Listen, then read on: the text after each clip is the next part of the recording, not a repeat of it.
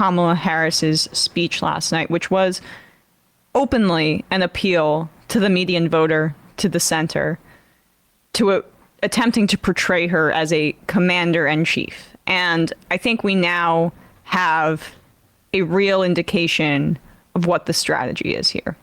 The strategy is that Walz is the progressive messenger, the guy that talks about kitchen table issues, the guy that's allowed to be sentimental because he's a white guy. Kamala Harris took the opportunity last night to dispel some of the perceived weaknesses that she has as a candidate. Now, a lot of this is really conventional thinking that I don't agree with, but I'm giving you the cold hard analysis of what they're thinking. The three things that they're worried about are that she's perceived as too liberal, that she could look soft as a woman, and that immigration and the border is a liability for the Democrats. Now, they've made it a liability, by the way, by completely abandoning the issue and ceding a lot of the framing to the right. And that's the thing I have the biggest problem with. But I maintain that I think that she is going to be as progressive or whatever, or standard Democrat as whatever the House or Senate majority that she's handed if she wins will be. I think it's more about the party than it is about her. Although I think the strategy is clearly something she's deploying. There's a lot, and Sam was making this point last night, there's a lot tied into being a female candidate, and the speech last night, talking about her prosecutorial record, talking about toughness on the border, being extremely militaristic, which is another reason I think why they didn't have that Palestinian speaker, because talking about ending wars abroad was not the theme they wanted to portray. They wanted her to look like the person who could be the president making the tough decisions. Now, the speech wasn't for us. And I think that's a big part of why there's been a lot of frustration and why last night we were not thrilled with it. But sleeping on it, you can see that that's the strategy, right?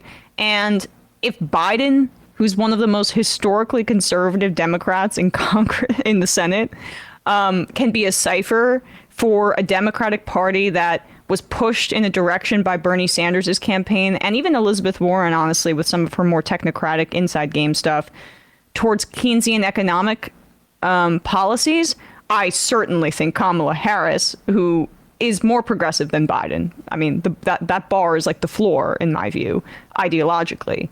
But I certainly think that she could continue that legacy economically. But the speech really didn't focus much on economic policy. She didn't focus much on the child tax credit, right? She didn't focus much on the stuff that she had touted in the extremely truncated pre-convention period where she was trying to shore up her base by saying what her agenda would be to Democrats. And once that was disseminated, she makes her debut, this is their thinking, last night, to a general election audience and to the median voter. Now, we will play later some undecided voters who had very positive opinions about the speech, particularly the immigration piece. And this is just an indication to say, like, this isn't for us. So it's very frustrating, but they're making that kind of calculation that she is going to be the tough cop, the prosecutor, to stave off sexism, and that Walz can be the more empathetic voice for the ticket. Now, she introduced the DNC last night, started with her personal story, but this is how she transitioned her personal story into why she wanted to become a lawyer. And this is the interweaving of her being a woman, but being a tough woman that protects other women. That seemed to be the theme they wanted to craft here. At a young age, I decided I wanted to do that work. I wanted to be a lawyer. And when it came time to choose the type of law I would pursue, I reflected on a pivotal moment in my life. You see, when I was in high school, I started to notice something about my best friend, Wanda. She was sad at school, and there were times she didn't want to go home. So one day I asked if everything was all right, and she confided in me that she was being sexually abused by her stepfather. And I immediately told her she had to come stay with us, and she did. This is one of the reasons I became a prosecutor, to protect people like Wanda, because I believe everyone has a right to safety, to dignity, and to justice. So that's a way to use her prosecutorial record, as the advertisements have touted, to say, I go after predators, I go after gangs, I go after big banks. These are general election themes that I do think play to median voters, even though the tough on crime theme is not what I would want in a presidential campaign. However, again, emphasizing this, at least it's not like focusing on criminalizing homeless people, right? I mean, that would have been a really, really right-wing framing. She's attempting to frame it, at the very least here, as seeking justice for people who were wronged. It also plays nicely with the abortion theme, which we'll get to in a little bit. But that's how she talked about her personal story. There's been a lot of discussion about how the public doesn't really know about her background very much, which is true. I mean, specifically compared to like the Clintons and the Obamas. I mean, these people and the Bidens, these people have been in our cultural, in our shared culture for quite a while, right? So we have a good indication of who they are.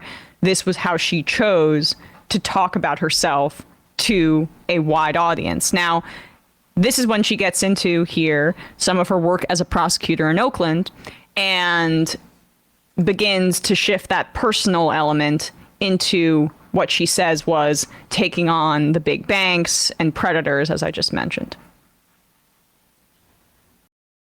As a young courtroom prosecutor in Oakland, California, I stood up for women and children against predators who abuse them. As Attorney General of California, I took on the big banks, delivered $20 billion for middle-class families who faced foreclosure, and helped pass a homeowner bill of rights, one of the first of its kind in the nation.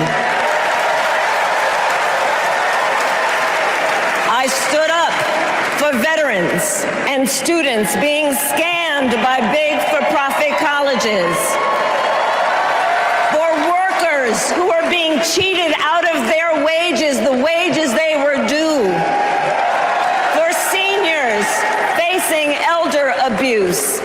I fought against the cartels who traffic in guns and drugs and human beings, who threaten the security of our border and the safety of our communities.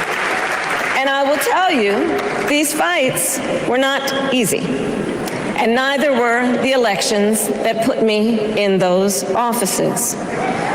We were underestimated at practically every turn, but we never gave up, because the future is always worth fighting for.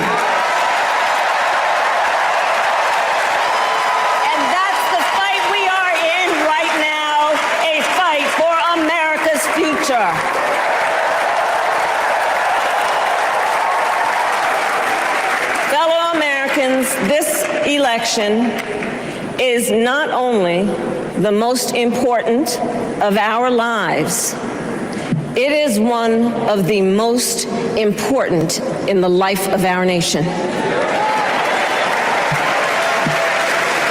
In many ways, Donald Trump is an unserious man. But the consequences of putting Donald Trump back in the White House are extremely serious. Consider not only the chaos and calamity when he was in office, but also the gravity of what has happened since he lost the last election. All right, so we see there how she mentions what she did as a prosecutor. As Attorney General of California, I took on the big banks. She talks about delivering $20 billion for middle-class families who faced foreclosure, helping pass a homeowner bill of rights, the first of its kind in the nation. That's good. In 2008, Kamala Harris was not alone in this, but there were basically no people standing up to the big banks. I mean, the politics of that, just to compare what we did after COVID to how the stimulus was approached under Obama, which was bailouts for the banks, bailouts for the automakers, not stimulus checks for everyday people. In COVID, that's what we did, right? And that was under Trump first. There was a stimulus check. And then, of course, Biden continued it when he got into office as well. And the recovery was much quicker. It's not apples to apples, obviously, but most economists that are progressive or just smart understand that the economy would have recovered much more quickly, and perhaps Obama wouldn't have lost 1,000 seats and the Democrats throughout the country in 2010. There was a lot of racist backlash to him getting elected, yes, but in part it was because people were still feeling immiserated after the crash, and it was more about saving business as opposed to saving families. So she was not tough on the big banks, but she did get a settlement, and she did appoint. This was when she was working with Elizabeth Warren on this. Warren was advising because she appointed a monitor for the state for the national mortgage settlement, and that monitor was Katie Porter. Elizabeth Warren seems to have a relationship with Kamala Harris that's positive. Again, these are not Bernie-style politics, but in a continuation of the Biden economic agenda, these are positive signs. So she's touting her toughness again and talking about delivering. I like the line also about wages and wage theft. She didn't say theft, but cheated out of their wages, and seniors facing abuse. So again, this is a way to talk about who she wants to protect or prioritize in her administration domestically, while also looking like a cop for the independent person. And then she begins to talk about Trump. So let's pick it up where we left off. Of what has happened since he lost the last election. Donald Trump tried to throw away your votes. When he failed, he sent an armed mob to the United States Capitol, where they assaulted law enforcement officers. When politicians in his own party begged him to call off the mob and send help, he did the opposite. He fanned the flames. And now, for an entirely different set of crimes, he was found guilty of fraud by a jury of everyday Americans and separately found liable for committing sexual abuse. And consider what he intends to do if we give him power again. Consider his explicit intent to set free violent extremists who assaulted those law enforcement officers at the Capitol. His explicit intent to jail journalists, political opponents, and anyone he sees as the enemy. His explicit intent to deploy our active duty military against our own citizens. Consider the power he will have, especially after the United States Supreme Court just ruled that he would be immune from criminal prosecution. Just imagine Donald Donald Trump with no guardrails. And how he would use the immense powers of the presidency of the United States, not to improve your life, not to strengthen our national security, but to serve the only client he has ever had, himself.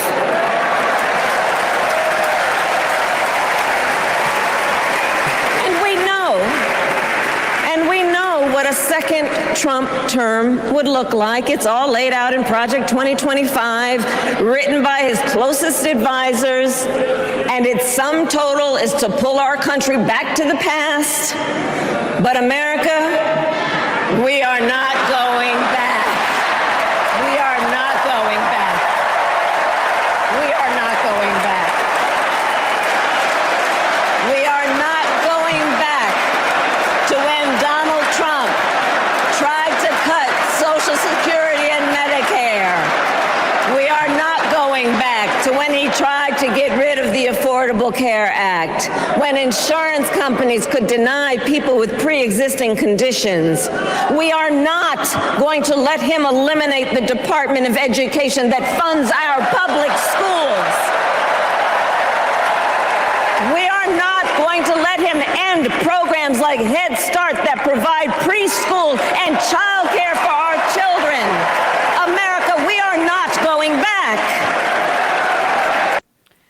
We played a longer portion there. We had the part cut out, but I do think that I liked how she made the cop stuff about Trump and about his lawlessness, right?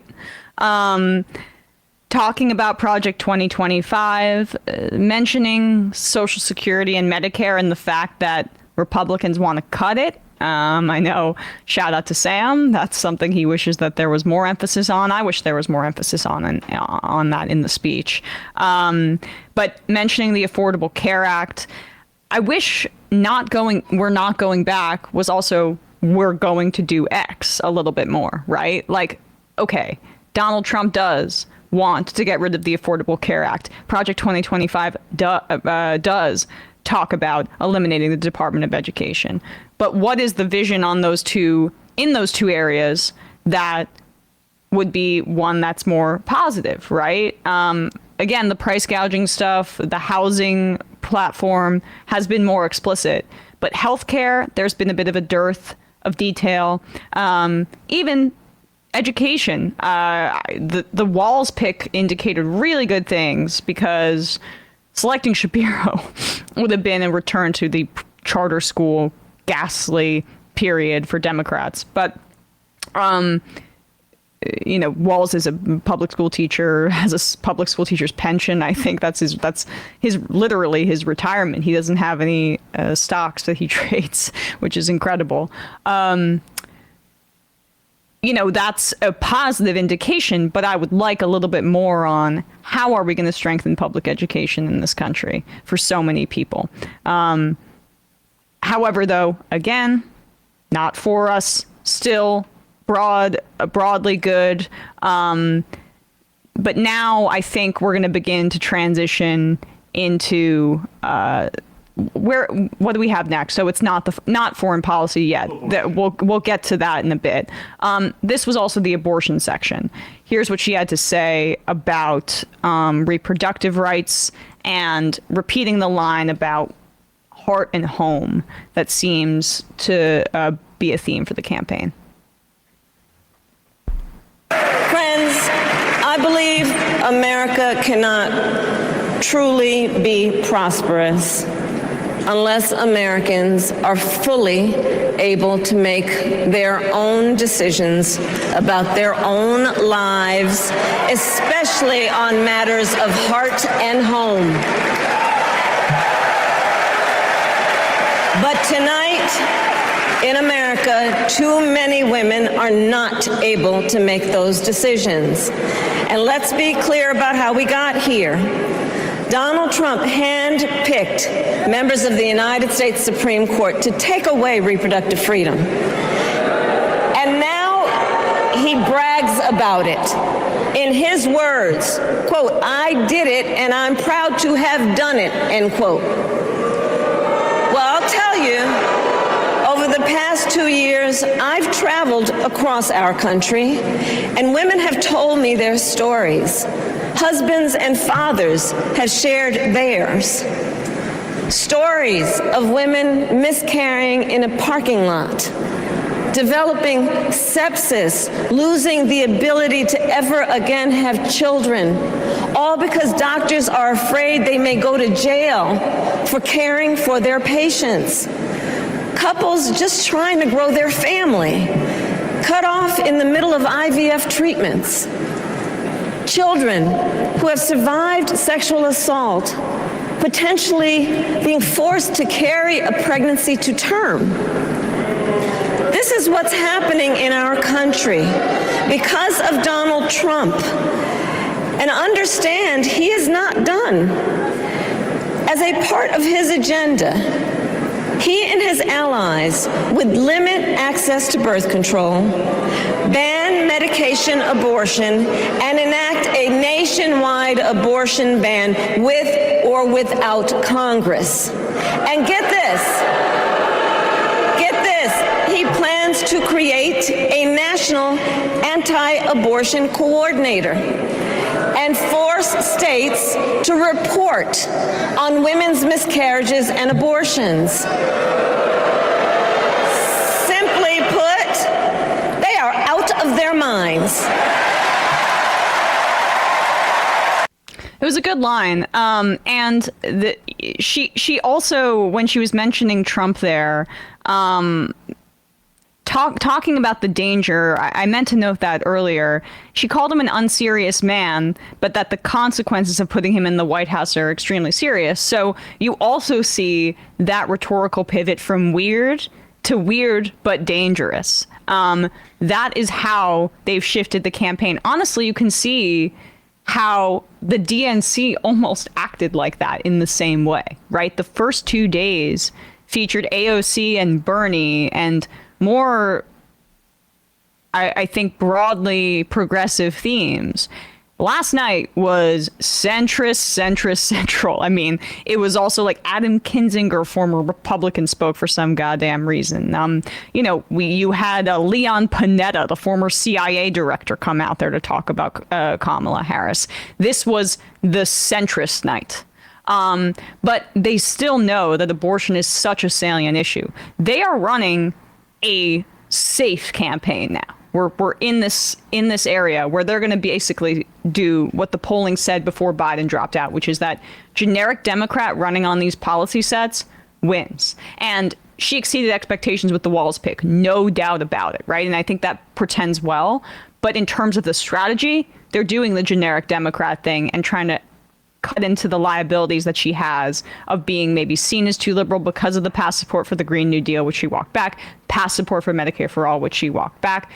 This is what they're thinking. But abortion, they're not running from that issue because of how we've saw how 2022 played out. It's obviously this is a little glib, but it's pithy, and I thought it was very funny. Our good friend of the program, Dave from Jamaica, on Twitter last night, basically said something along the lines of like, this speech was sort of like Biden without the cognitive problems or without like the delivery issues, in the sense that like it's mostly hewing to the Biden agenda, but I think the idea for them is like, we've seen the polling knowing that that a lot of people just want a different receptacle for whatever the Biden administration is putting out, just in terms of being, I think that's fair for every issue except abortion. Exactly, except abortion, because abortion is a hard charging issue. I think for basically everything else, they're like, let's do no harm by putting out what is broadly popular without the messenger being a complete albatross around our neck. I mean, it's the same reason why they're not emphasizing her gender or her race, like at all. She didn't mention being the first woman at all. I'm the first woman. I'm the first black woman. I'm the first South Asian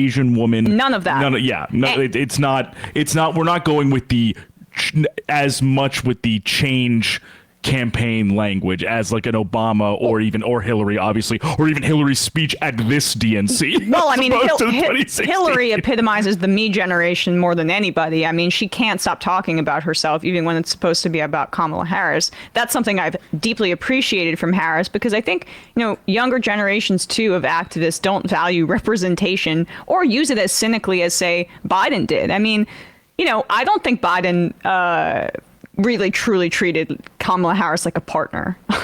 And I'm being almost too generous when I say that, because the reporting is that he basically blocked her from from everything. I mean, he used her cynically as a part of his promise to select a black woman to the ticket. But I think that, it's quite clear based on the reporting that she was not intimately involved in his decision making. He sidelined her because he felt she was threatening to a degree.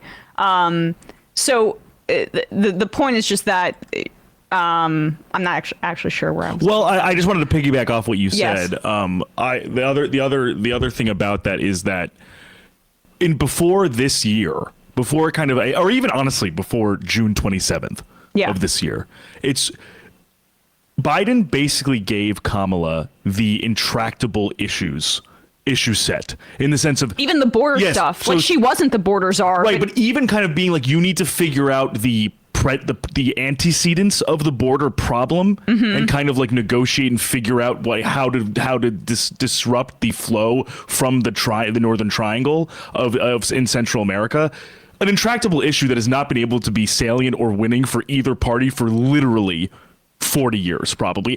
Abortion, which obviously is very much salient now, but sort of like kind of like navigating the Supreme Court. Artificial intelligence, like these things that honestly, for the most part, voting rights, like with the kind of understanding that the John Lewis Voting Rights Act and the Freedom to Vote Act, I don't fully remember the names of them, the John Lewis one and the other big voting rights package.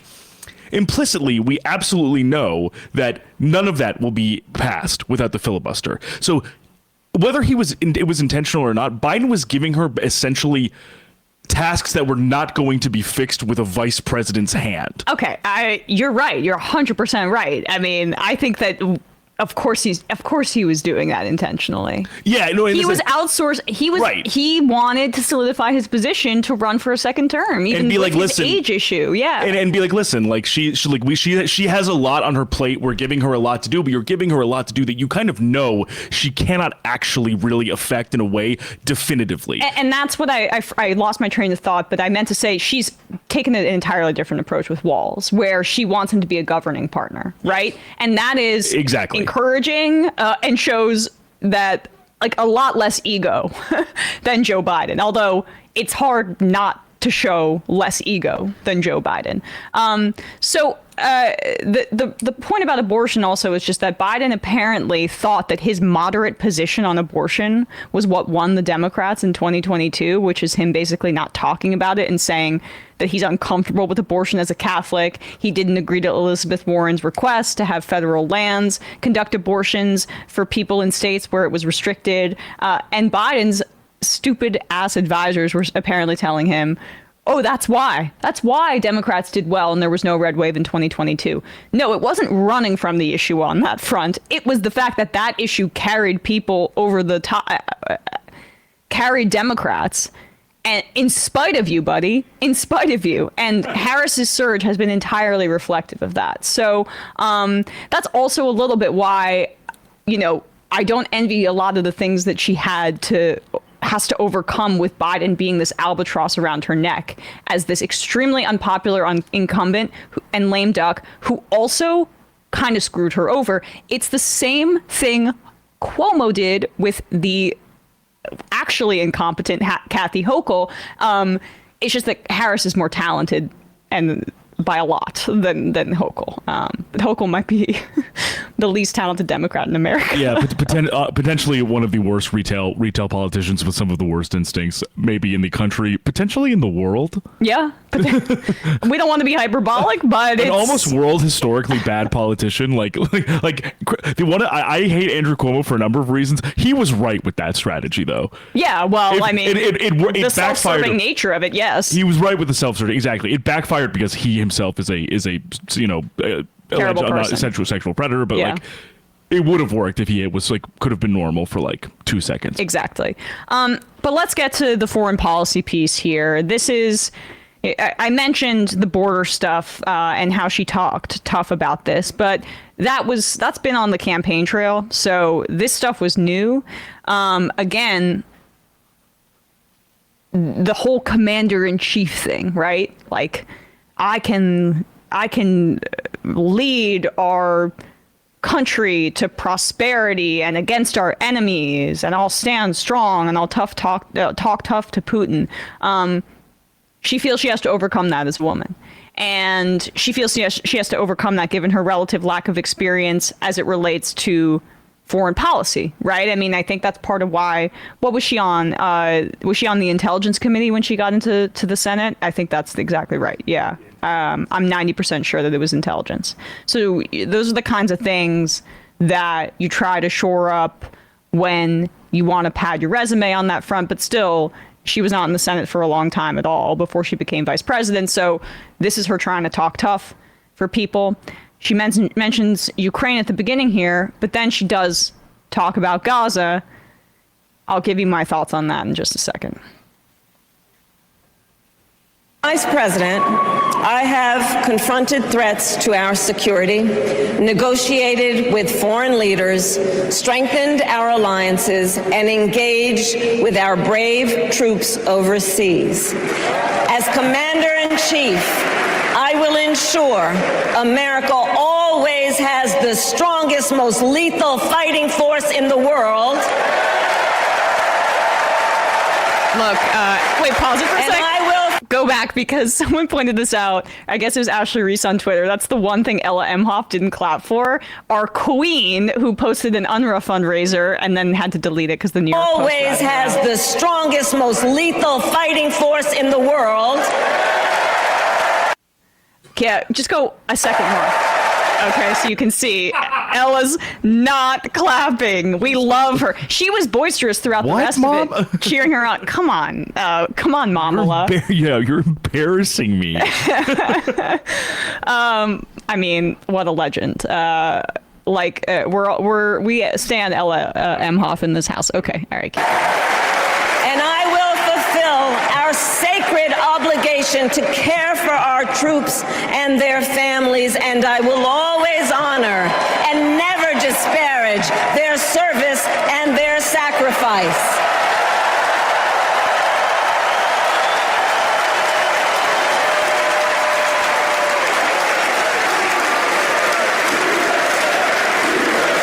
I will make sure that we lead the world into the future on space and artificial intelligence, that America, not China, wins the competition for the 21st century, and that we strengthen, not abdicate, our global leadership. This is very Biden. Trump, on the other hand, threatened to abandon NATO. He encouraged Putin to invade our allies, said Russia could, quote, do whatever the hell they want. 5 days before Russia attacked Ukraine, I met with President Zelensky to warn him about Russia's plan to invade. I helped mobilize a global response, over 50 countries, to defend against Putin's aggression. And as president, I will stand strong with Ukraine and our NATO allies. Biden's crying right now that he didn't get to mention NATO. I've been told. With respect to the war in Gaza, President Biden and I are working around the clock, because now is the time to get a hostage deal and a ceasefire deal done.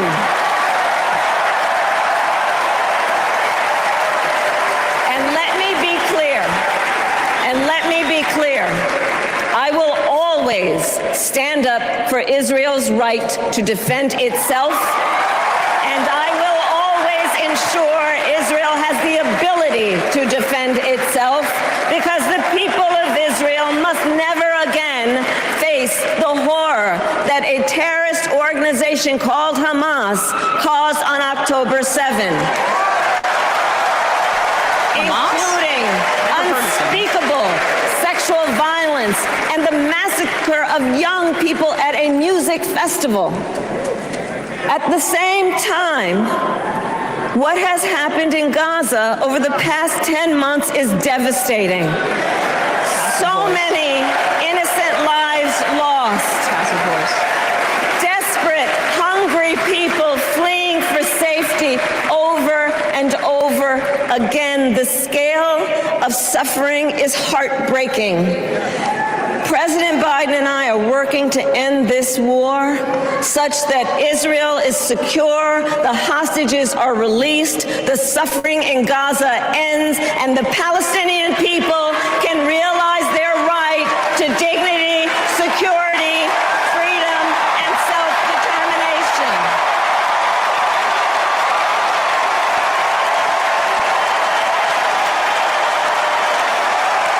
And know this, I will never hesitate to take whatever action is necessary to defend our forces and our interests against Iran and Iran-backed terrorists. I will not cozy up to tyrants and dictators like Kim Jong-un who are rooting for Trump. Okay, you know who else is rooting for Trump is Benjamin Netanyahu, who is really openly attempting to sabotage the Democrats from getting reelected because, again, Donald Trump has promised Miriam Adelson in exchange for $100 million to a super PAC, literally, according to reporting, that he'll let Israel annex the West Bank and just basically entirely ethnically cleanse / genocide the Palestinian people if he gets into office. And he's so untethered from anything that's connected to real people that he's literally made Israel support central to his campaign because he's just begging for money. He's begging for AIPAC money. That's what he's been reduced to. But you just see the trade-off that she made there. She's like, I know I need to say Palestinian self-determination. So let me just now also do the gratuitous sexual violence thing, which has been heavily disputed. I mean, the systemic nature of the sexual violence. I don't think it's a stretch to say that sexual violence occurred on October 7th. That's not shocking at all. But we know that the reporting from the Times was propagandistic and based on the thinnest sourcing I've ever seen. Secondhand anecdotes with an inexperienced Israeli filmmaker fishing for stories in that area. And no mention of the actual systemic sexual violence in Israeli torture camps, where they literally raped a Palestinian prisoner to death and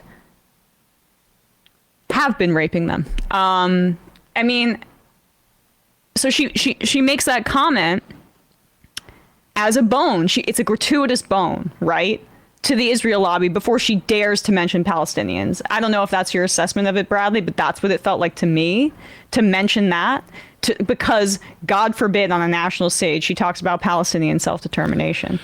Yeah, it's interesting because it was so jarring to hear some of kind of the screams without words framework. Right. The Anat Schwartz New York Times piece that was very, as you were saying, heavily disputed by Ryan Grimm's reporting in The Intercept, as well as kind of the framing of Sheryl Sandberg's documentary about the violence on October 7th. It was very much in that kind of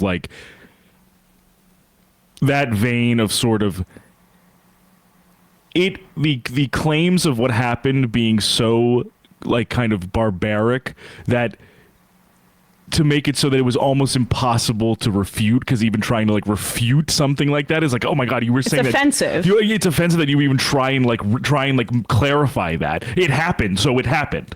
It happened. Okay. Yeah. I think there's literally a clip in Sheryl Sandberg's movie where she's like, it happened. Okay. But I saw it, even though literally there are many different spokespeople from the Israeli insurance agency, totally. the Israeli government's military spokespeople have refuted some of this, or just said they're not aware of what Biden or whoever was referring to then go into sort of the more technocratic Palestinians deserve security and prosperity, and because like it's interesting to go from like such a almost cerebral and like visceral reminiscence, not reminiscence in like a positive or nostalgic way, but like a recounting of October 7th, right, to then kind of very bloodlessly being like, it's horrible what's going on in Gaza, and they deserve security and whatever the other adjectives or whatever the other kind of like signifiers that she used, because that, despite supposedly nodding towards some sort of policy when it comes to Palestine,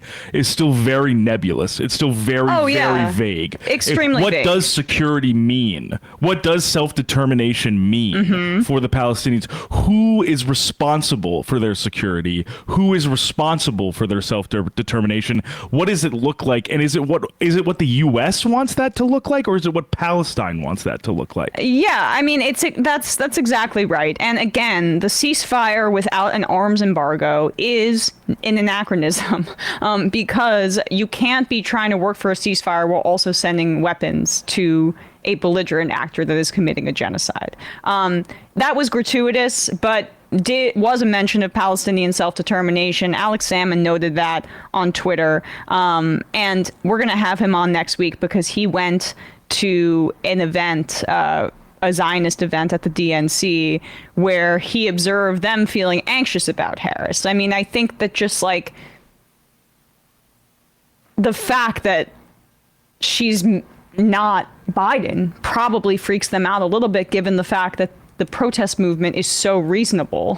And at some level and at some point, it needs to be sooner, but at some point the dam will have to break and the Democrats are gonna have to change policy. And it's just a matter of how many people die to get to that point. And it's already been beyond unacceptable.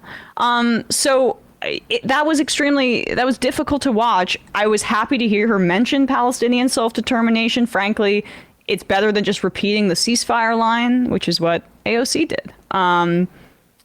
There was at least a mention to the suffering, even if it's in passive voice. I don't think we learned anything new, honestly, with that. That's the thing. I think we're exactly where we were beforehand. But it should be notable that it was the biggest applause line, probably one of the bigger applause lines that she got. Their cold-hearted assessment is they think that this is not an issue that's going to sway the election for them enough to risk AIPAC money being flooded into Trump's coffers, or even liberal Zionist organizations and big money bundlers like Chaim Saban and other folks that Biden had been fundraising with. They're playing it extremely safe as it relates to these enormously powerful institutions that she feels could hurt her electorally. And that's the thing. Yeah, right. Hoagie writes in, telling that Harris didn't attribute the devastation in Gaza to anyone. I mean, that's exactly right. Like, that's the language that is encouraged when talking about Palestinians. They don't say Palestine ever, too, right? We played that clip yesterday of Nancy Pelosi stopping herself short of saying Palestine. She says Palestinian people, because that would imply statehood. And that would imply that Palestine was a place before Israel colonized it. So those are the kinds of things that Democrats engage in, and it's nonsense. It's nonsense. So happy that she mentioned Palestinian self-determination, but overall, that was really nothing new.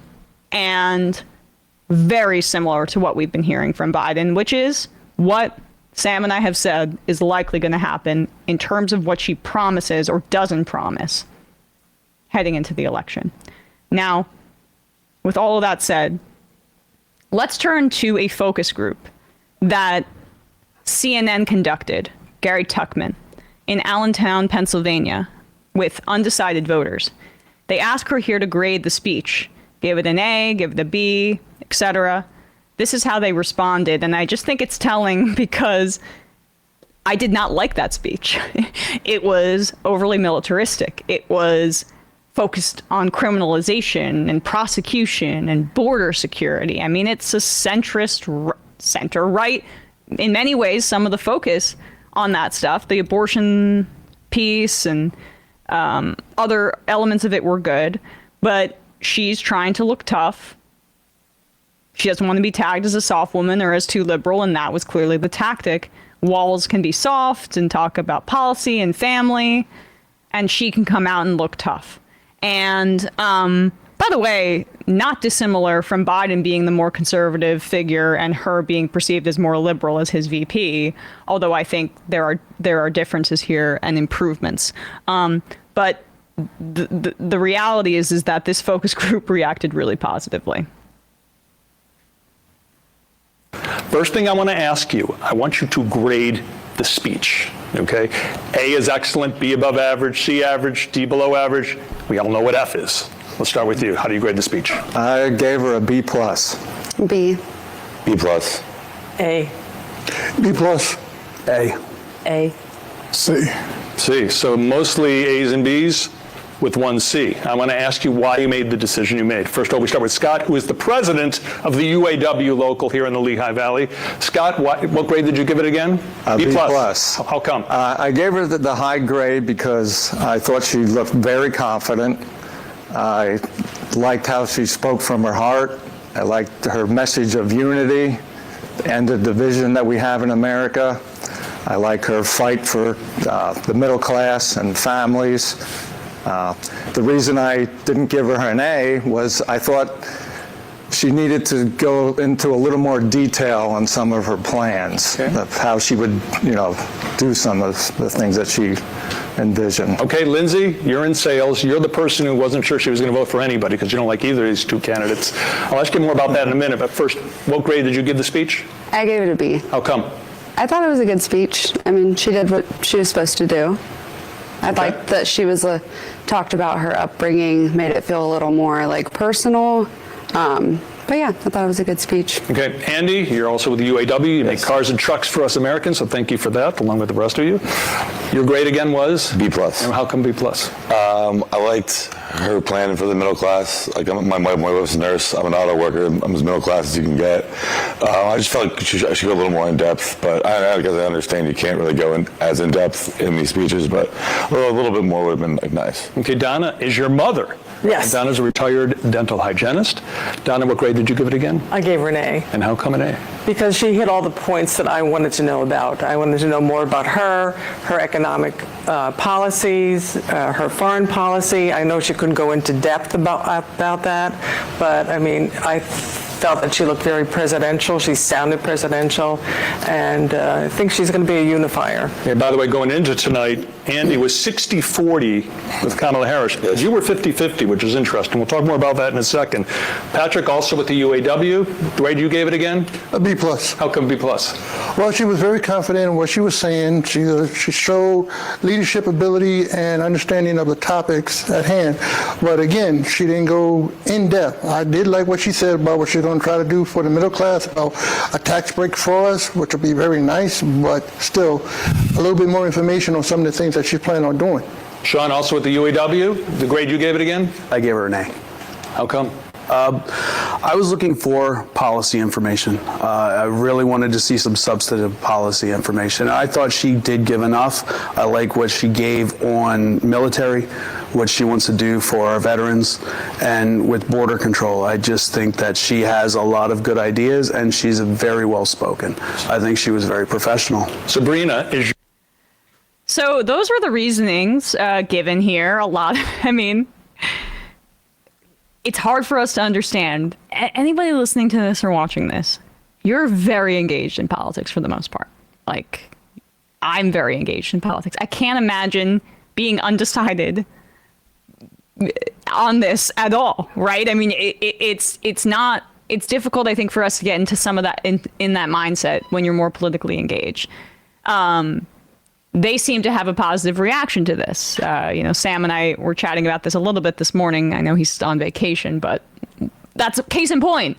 We're obsessed with this stuff, right? And we care more about moving the country forward in a progressive direction, and having a negative reaction to that speech doesn't necessarily mean that undecided voters are going to have a reaction. So they gave their grades, and then CNN follows up at the end and asks them who they're going to vote for Again, there are 7 members of this focus group, or 8, I think. I'm not exactly sure.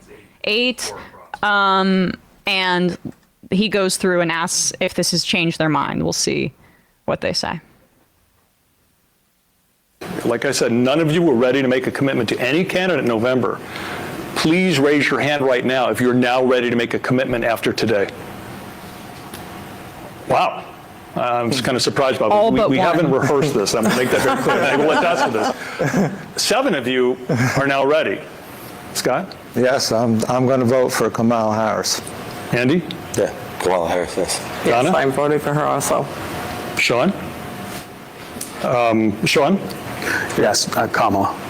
Sabrina? Kamala. Patrick? Kamala. Brian? Trump. Trump? And finally, Lindsay. Still probably not voting. So probably you don't like either of them. Nope. Okay.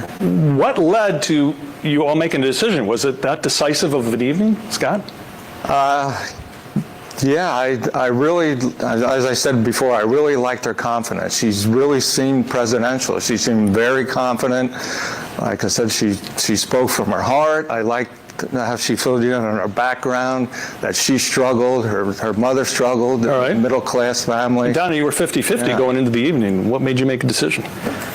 Well, I've been doing research since she was, the nominee, and I like what I'm reading. And here, I've been watching the convention, and her speech was just, that just sold me. And Brian, you decided on Trump. What about tonight? Because when we met last week, you were undecided. What about tonight made you decide you were going to vote for Trump? Her speech was great. I like how she went into personal history again. It was just not moving for me. But it made you think that Trump's a better candidate than her. He's here for it. He's a little bit more aggressive. She's aggressive in her way, but I think she'll be aggressive in the next term. So Trump over Harris for you, Harris over Trump for most of you. What I will tell you, 75 days now. Okay, so look, take with that what you will. It's a CNN focus group. You can't run to the bank with it. But it is interesting and notable. You saw like that guy who gave it an A and is voting for her at the top was particularly pleased about the border thing. And it's like, dude, you're in Pennsylvania. I mean, I don't know what to tell you. I don't know what to say about that, right? The famous border state, Pennsylvania. Right. It's not exactly what I would think would be at the top of the priority list there, but just a sobering reminder of what a general election constitutes. And I think we've been in such a crazy period of upheaval and of agony about Gaza and of that short kind of period where Harris was rolling out some of the more progressive things for the base, solidifying that quite strategically. And there's a question mark about the sincerity, right? But then moving to the convention and announcing herself on the national stage as a much different, I think, candidate than she'd been campaigning when she goes to her stops and talks about the child tax credit or goes to the UAW and speaks about collective bargaining and those kinds of things. I mean, did she mention union? She did a little bit, but it certainly wasn't the focus. The focus was, I'm commander in chief. I'm tough enough to do the job. I'll crack down on the border. I'll crack down on dictators. I'll be a strong person on the international stage. And that's what a lot of voters want. They want a commander in chief. And that was part of what hurt Biden. That's the thing people, still underplay about Biden, is that it wasn't the Democrats, right? It was about this very baseline desire from voters, which is like, I want a guy who's going to do the job, who's competent. And he didn't pass the smell test, given the fact that he was unable to communicate during that debate and had a bit of a breakdown, and because of his age. And those concerns persisted. It's about doing the job, right, for some of these voters. And for that focus group, at the very least, they seem to think that she could. With that said, we are going to wrap up the first hour of this program, and we'll head into the fun half now. Folks, this show relies on your support. JoinTheMajorityReport.com. We have, just 70 days around that until the election. We're close to it. So we'll be providing you coverage Monday through Friday of all of the important events, all the stuff that you need to know. We'll talk more about Gaza in the fun half. We'll talk about the antitrust suit against the real estate software company that's been jacking up rent prices. We'll cover Trump in the fun half, his freak out about Kamala Harris, and more. So if you become a member, you have access to the fun half every time, not just when we're live.